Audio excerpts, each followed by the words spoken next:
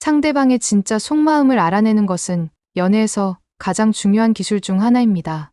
특히 상대방이 나와 더 깊은 관계를 원하는지 알아보는 것은 매우 섬세한 문제죠. 잘못 판단하면 관계가 어색해지거나 아예 끝나버릴 수도 있습니다. 하지만 반대로 신호를 제대로 읽어낸다면 자연스럽게 관계를 발전시킬 수 있습니다. 오늘은 상대방이 나와 좀 더 친밀한 관계를 원하는지 확실히 알아내는 방법들을 알려드리겠습니다. 이것들은 모두 실제 경험과 심리학적 연구를 바탕으로 한 검증된 신호들입니다. 첫 번째는 시선의 변화를 주의 깊게 관찰하는 것입니다. 평소보다 훨씬 깊고 오래 지속되는 눈맞춤이 늘어납니다. 대화할 때 상대방의 눈이 자꾸 내 입술로 향하는 것을 발견할 수 있죠. 이는 무의식적으로 키스를 상상하고 있다는 신호입니다. 또한 내가 말할 때 눈을 감지 않고 집중해서 바라보는 시간이 길어집니다. 일반적인 대화에서는 눈맞춤이 3초에서 5초 정도 지속되지만 호감이 있을 때는 훨씬 더 오래 지속됩니다. 그리고 시선이 내 몸의 다른 부분으로 자연스럽게 이동하는 것도 중요한 신호입니다.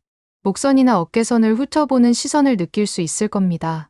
두 번째는 신체 접촉의 빈도와 강도가 달라진다는 점입니다. 우연한 듯 자꾸 손이 닿거나 어깨를 스치는 횟수가 늘어납니다. 대화 중에 내 팔을 살짝 터치하거나 등을 가볍게 두드리는 행동이 빈번해집니다. 특히 웃을 때 자연스럽게 내 몸에 기대거나 손을 올리는 행동을 보입니다. 포옹할 때도 평소보다 더 오래 끌어안고 있으려 합니다. 그리고 헤어지기 전 마지막 포옹이 특히 길고 깊어집니다. 이런 접촉들은 점점 더 의도적이고 친밀해지는 특징이 있습니다. 처음에는 정말 우연한 것처럼 보이지만 점차 확실한 의도가 느껴집니다. 세 번째는 대화의 내용과 톤이 변화한다는 것입니다. 평소보다 목소리가 더 부드럽고 낮아집니다. 특히 둘만 있을 때 속삭이듯이 말하는 경우가 많아집니다. 대화 주제도 점차 더 개인적이고 깊은 내용으로 바뀝니다. 과거 연애 경험이나 이상형에 대한 이야기를 자연스럽게 꺼냅니다. 또한 나에 대한 칭찬이 구체적이고 감정적으로 변합니다. 단순히 옷이 예쁘다는 것이 아니라 내가 얼마나 매력적인지에 대해 이야기합니다. 밤늦은 시간의 통화나 메시지도 크게 늘어납니다. 특별한 용건이 없어도 그냥 목소리가 듣고 싶다고 연락하는 경우가 많아지죠. 네 번째는 데이트 장소와 시간 제한의 변화입니다. 공개적인 장소보다는 좀 더 프라이빗한 공간을 제한하기 시작합니다. 집에서 영화를 보자거나 조용한 바에서 술을 마시자고 제안합니다. 특히 저녁 늦은 시간이나 주말 밤에 만나자는 제안이 늘어납니다. 데이트가 끝나갈 때쯤 아쉬워하면서 더 있고 싶다는 표현을 자주 합니다. 집까지 데려다 주겠다고 하거나 택시를 같이 타자고 제안하기도 합니다. 그리고 다음 만남에 대한 이야기를 구체적으로 하면서 더 오랜 시간을 함께 보내려고 합니다.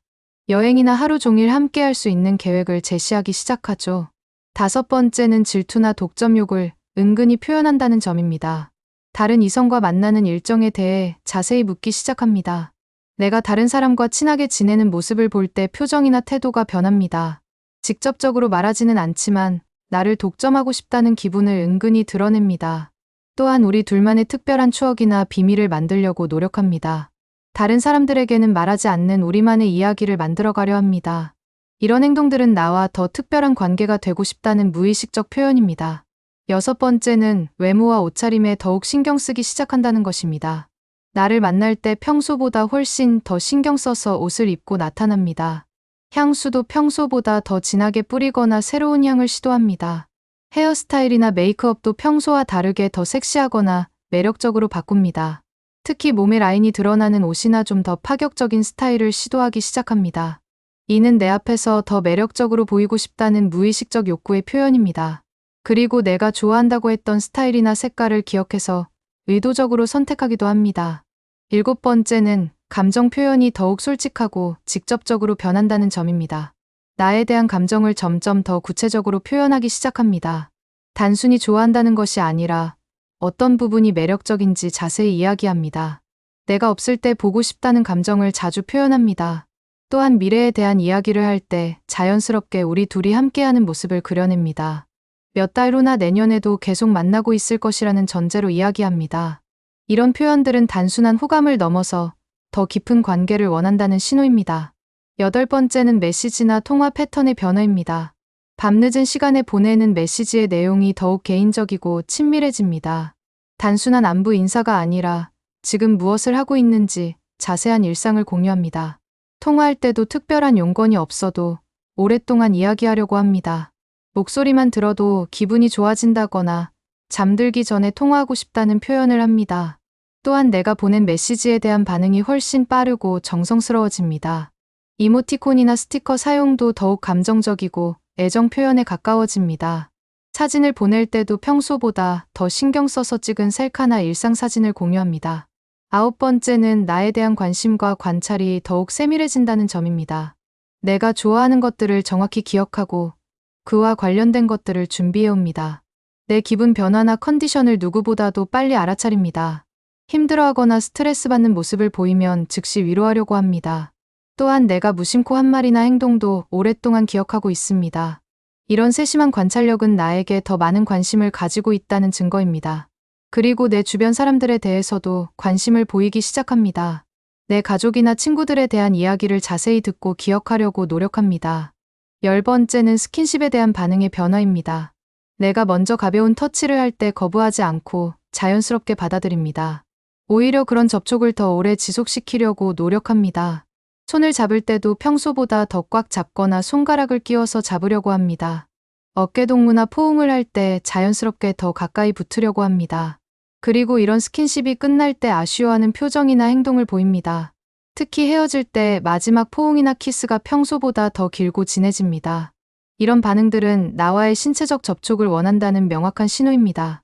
11번째는 나만을 위한 특별한 시간을 만들려고 한다는 점입니다. 다른 사람들과 함께하는 모임보다는 둘만의 시간을 선호하기 시작합니다. 특별한 기념일이 아니어도 우리만의 기념일을 만들려고 노력합니다. 처음 만난 날이나 첫 데이트한 날을 기억하고 그것을 소중히 여깁니다. 또한 나를 위해서만 시간을 비우고 다른 약속들을 조정하려고 합니다. 바쁜 일정 중에서도 나와 만날 수 있는 시간을 억지로라도 만들어냅니다. 이런 행동들은 나를 우선순위로 여긴다는 강력한 신호입니다. 12번째는 미래에 대한 암시와 계획을 자주 언급한다는 것입니다. 다음 데이트뿐만 아니라 몇 주 후의 계획까지 함께 세우려고 합니다. 여행이나 장기간의 약속에 대해 자연스럽게 이야기합니다. 내가 관심 있어 하는 공연이나 행사가 몇 달 후에 있다면 함께 가자고 제안합니다. 또한 계절이 바뀌었을 때 함께하고 싶은 활동들을 미리 이야기합니다. 이런 미래지향적인 이야기들은 장기적인 관계를 원한다는 의미입니다. 그리고 그 미래 계획들이 점점 더 로맨틱하고 친밀한 내용으로 바뀝니다. 13번째는 나의 의견이나 취향을 존중하고 맞춰주려고 한다는 점입니다. 내가 좋아하는 음식이나 활동을 적극적으로 함께하려고 노력합니다. 처음에는 관심이 없던 것들도 내가 좋아한다면 시도해보려고 합니다. 데이트 장소나 메뉴를 정할 때 항상 내 의견을 먼저 묻고 존중합니다. 또한 내가 싫어하거나 불편해하는 것들을 세심하게 피하려고 노력합니다. 이런 배려는 나를 기쁘게 해주고 싶다는 마음에서 나오는 것입니다. 그리고 점차 내 취향에 자신의 취향도 맞춰가려고 하는 모습을 보입니다. 14번째는 다른 사람들 앞에서의 행동 변화입니다. 친구들이나 지인들 앞에서 나를 소개할 때 특별한 감정이 묻어납니다. 단순히 친구라고 소개하지 않고 특별한 사람이라는 뉘앙스를 풍깁니다. 또한 다른 사람들이 있는 자리에서도 나에게만 특별한 관심을 보입니다. 시선이나 말투, 몸짓 등에서 나만을 의식하고 있다는 것이 느껴집니다. 그리고 다른 이성들과 대화할 때는 선을 그으면서 나와는 완전히 다른 태도를 보입니다. 이런 구분은 나를 특별하게 여긴다는 명확한 증거입니다. 15번째는 감정의 동조 현상이 강해진다는 점입니다. 내 기분에 따라 상대방의 감정도 크게 좌우되는 모습을 보입니다. 내가 기쁠 때는 함께 기뻐하고 슬플 때는 진심으로 위로해줍니다. 내가 스트레스 받거나 힘들어할 때는 자신도 함께 걱정하고 해결책을 찾으려고 노력합니다. 또한 내 의견이나 생각에 공감하려고 애쓰는 모습을 자주 보입니다. 이런 감정적 동조는 깊은 애정과 관심에서 나오는 자연스러운 반응입니다. 그리고 점차 우리 사이의 감정적 교류가 더욱 깊어지고 친밀해집니다. 16번째는 질문의 성격이 점점 더 개인적으로 변한다는 것입니다. 단순한 취미나 관심사를 넘어서 더 깊은 내면에 대해 알고 싶어 합니다. 과거의 경험이나 상처, 미래의 꿈과 목표에 대해 진지하게 묻습니다. 연애관이나 결혼관, 가족관에 대한 이야기도 자연스럽게 꺼냅니다. 또한 나의 성격이나 행동의 이유에 대해 깊이 이해하려고 노력합니다. 이런 질문들은 나라는 사람을 완전히 알고 싶다는 욕구의 표현입니다. 그리고 이런 깊은 대화를 통해 우리 사이의 친밀감도 더욱 높아집니다. 17번째는 선물이나 깜짝 이벤트의 변화입니다. 특별한 날이 아니어도 작은 선물이나 이벤트를 자주 준비합니다. 내가 좋아한다고 했던 것들을 기억했다가 나중에 선물로 줍니다. 또한 선물의 성격도 점점 더 개인적이고 의미 있는 것들로 바뀝니다. 단순한 꽃이나 초콜릿이 아니라 나만을 위해 특별히 준비한 것들을 선택합니다. 그리고 선물을 줄 때의 표정이나 말투에서 특별한 감정이 느껴집니다. 이런 정성스러운 준비는 나에게 기쁨을 주고 싶다는 마음에서 나오는 것입니다. 18번째는 나에 대한 호칭이나 표현의 변화입니다. 이름 대신 애칭이나 특별한 호칭을 사용하기 시작합니다. 말할 때도 더욱 부드럽고 다정한 어조를 사용합니다. 칭찬의 내용도 외모뿐만 아니라 성격이나 행동에 대한 것들로 확대됩니다. 특히 나의 어떤 부분이 얼마나 매력적인지 구체적으로 표현합니다. 또한 다른 사람들에게 나에 대해 이야기할 때도 자랑스러워하는 기색이 역력합니다. 이런 표현의 변화는 감정이 더욱 깊어졌다는 신호입니다. 19번째는 나와의 시간을 더욱 소중히 여기기 시작한다는 점입니다. 함께 있는 시간이 끝나갈 때 항상 아쉬워하는 표정을 짓습니다. 좀 더 있고 싶다거나 벌써 이렇게 늦었냐는 식으로 반응합니다. 또한 다음 만남에 대한 이야기를 구체적이고 적극적으로 합니다. 언제 다시 만날 수 있는지 바로바로 약속을 잡으려고 합니다.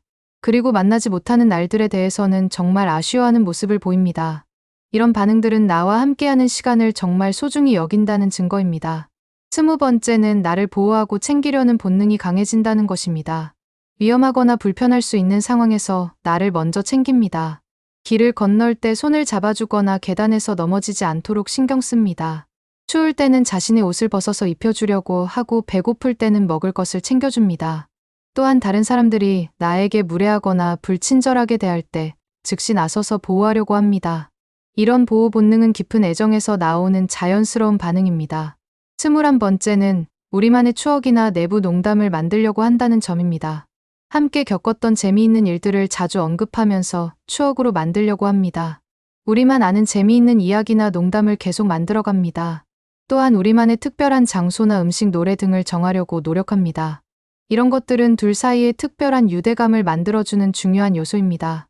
그리고 이런 추억들을 소중히 간직하고 오래 기억하려고 합니다. 다른 사람들과는 절대 공유하지 않는 우리만의 특별한 세계를 만들어가는 거죠. 22번째는 내 주변 환경이나 상황에 대한 관심이 증가한다는 것입니다. 내 직장이나 학교 상황에 대해 자세히 알고 싶어 합니다. 내가 만나는 사람들이나 하는 일들에 대해서도 관심을 보입니다. 내 가족이나 친구들의 이름까지 외우려고 노력하고 그들에 대한 이야기를 기억합니다. 또한 내가 사는 동네나 자주 가는 곳들에 대해서도 알려고 합니다. 이런 관심은 나의 삶 전체를 이해하고 싶다는 마음에서 나오는 것입니다. 그리고 점차 내 일상의 일부가 되고 싶어 한다는 것을 느낄 수 있습니다. 23번째는 갈등이나 다툼 후의 반응이 다르다는 점입니다. 작은 의견 차이나 갈등이 생겼을 때 빨리 해결하려고 노력합니다. 자신이 잘못했다면 빠르게 사과하고 내가 화났다면 달래려고 합니다. 또한 갈등 상황에서도 나에 대한 감정이 변하지 않는다는 것을 보여줍니다. 오히려 갈등을 통해 더욱 가까워지려고 하는 모습을 보입니다. 이런 반응은 관계를 소중히 여기고 지키고 싶다는 마음에서 나오는 것입니다. 단순한 호감이라면 갈등 상황에서 쉽게 포기하거나 거리를 둘 텐데 그렇지 않다는 거죠. 24번째는 나에 대한 정보를 다른 사람들에게 자랑하려고 한다는 것입니다. 친구들이나 가족들에게 나에 대한 이야기를 자주 합니다. 내가 얼마나 멋지고 훌륭한지에 대해 다른 사람들에게 자랑합니다. 또한 나와 함께 찍은 사진들을 소셜미디어에 자주 올리려고 합니다. 이런 행동들은 나와의 관계를 공식적으로 알리고 싶다는 마음에서 나오는 것입니다. 그리고 다른 사람들에게 인정받고 싶어하는 모습도 보입니다. 25번째는 미묘한 유혹의 신호들이 나타난다는 점입니다. 말투나 행동에서 평소보다 더 섹시하고 매력적인 면이 드러납니다. 농담도 은근히 야하거나 의미심장한 내용들이 섞이기 시작합니다. 몸의 움직임도 평소보다 더 의식적이고 매력적으로 변합니다. 또한 나와의 스킨십에서 점점 더 대담해지는 모습을 보입니다.